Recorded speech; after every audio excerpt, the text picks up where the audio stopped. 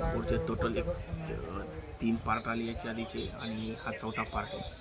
मला असं वाटतंय धमाल हे तिन्ही पण धमाल 1च्या नंतर जे तिन्ही पार्ट आले त्यातला एकही कामाचा नाही आहे. कारण त्यामध्ये लॉजिकली कोणतीच कॉमेडी नाही आहे. कॉमेडी अशी झाली पाहिजे की लोकांना बघताच हसू आलं पाहिजे.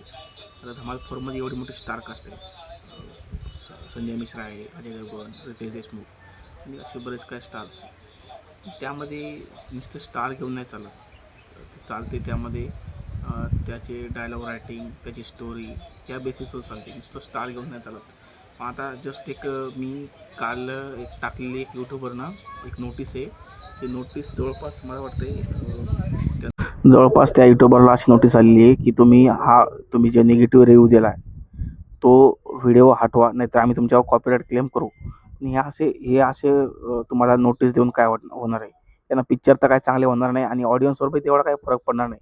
कारण जे रिव्ह्यूवर देत आहे त्या रिव्ह्यूवरमुळे तुमचे जे ऑडियन्स आहे ते बऱ्यापैकी एक 30, 40, 50% वाढतं. तर त्याचा हे नाही आहे. बट जर तुम्ही असे नोटीस पाठवत असाल तर त्याचा ऑडियन्सवर काहीच इफेक्ट पडत नाही. उलटं तुम्हाला ऑडियन्स हे भेटणारच नाही अशा निगेटिव्ह गोष्टीमुळं.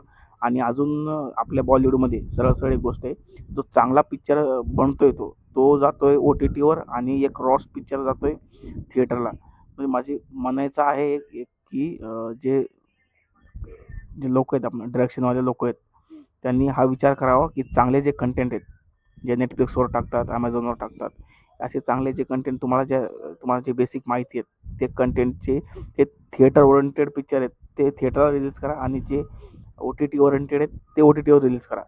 टोटल म्हणजे सांगायची एवढी गोष्ट आहे की धमाल हा टोटल वेस्ट पिक्चर आहे, टोटल वेस्ट. आता हा रिव्ह्यू बघितल्यानंतर तर मी एवढा आता यूट्यूबर मोठा नाही आहे की माझ्या याच्यावर नोटीस